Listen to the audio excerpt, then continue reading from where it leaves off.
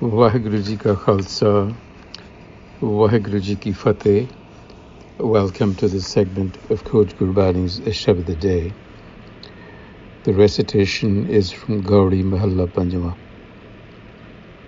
Gauri Mahalla Panjama, Dhan a-sabad-a-day, Dhan Tere Net, Dhan a-sabad-a-day, Jin tum sang het.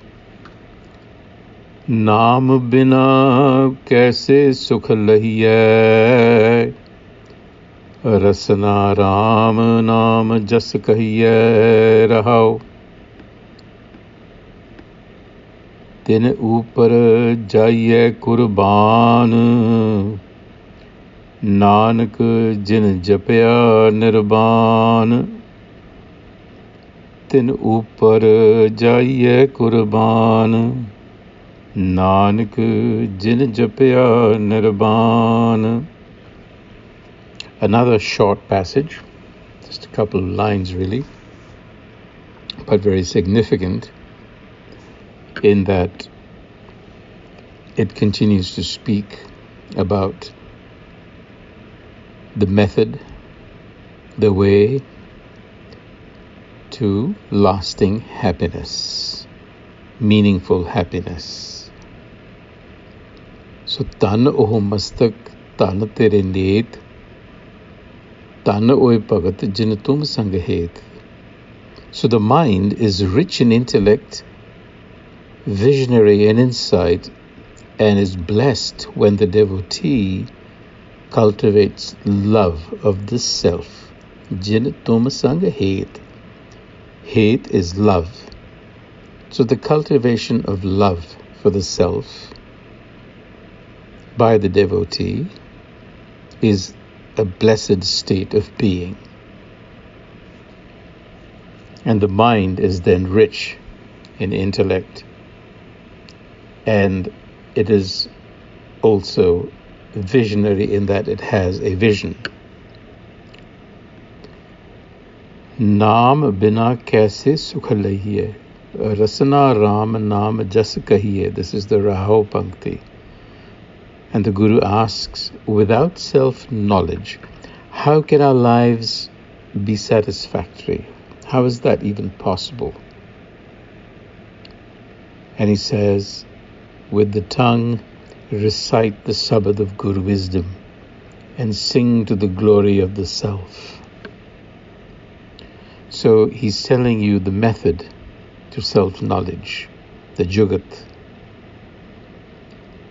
If I were to put it in my words, I would say, recite Gurbani, which is the Shabad, the word, and recite it aloud with the tongue, Rasana Ramanam, and hear it with attention.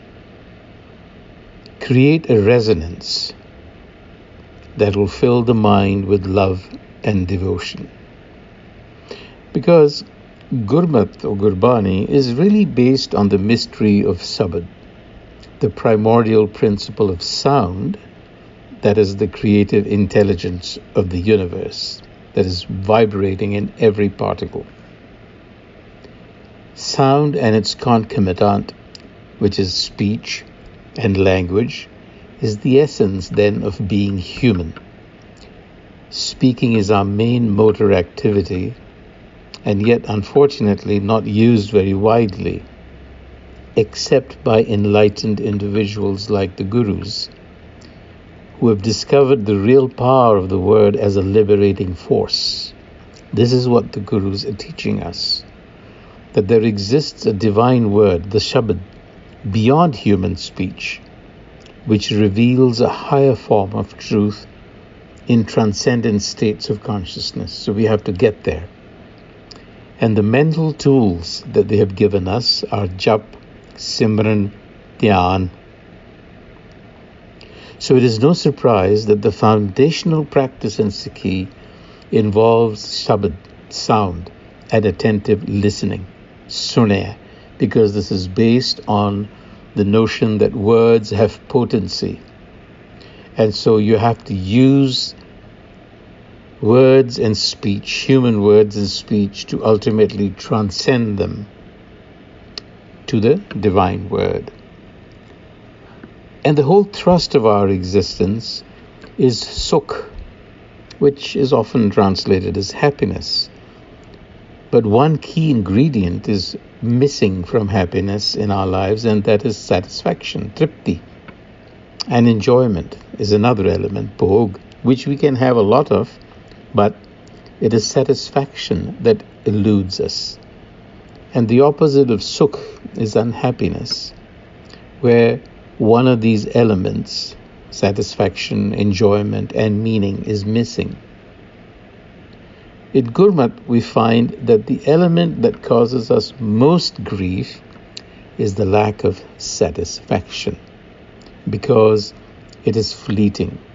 And because it is transitory, it causes us to seek more and more and more of it.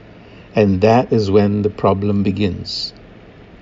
We become addicted, and that leads to all kinds of narcissism.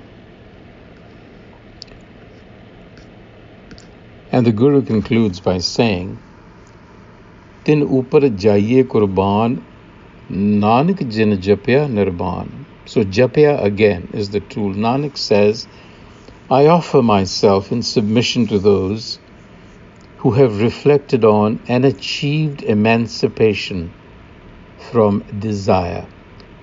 Desire is what is fueling our need for satisfaction. Nirban, often called Chautha Pad, Turiya Avastha, the fourth state of consciousness. It also signifies somebody who has achieved that state, the Guru. So Guru Arjan says, I offer myself in submission to them because they have achieved the state, and I do want to know how to get there. On that note, until the next time, Vaheguru Ji Ka Khalsa, Vaheguru Ji Ki Fateh.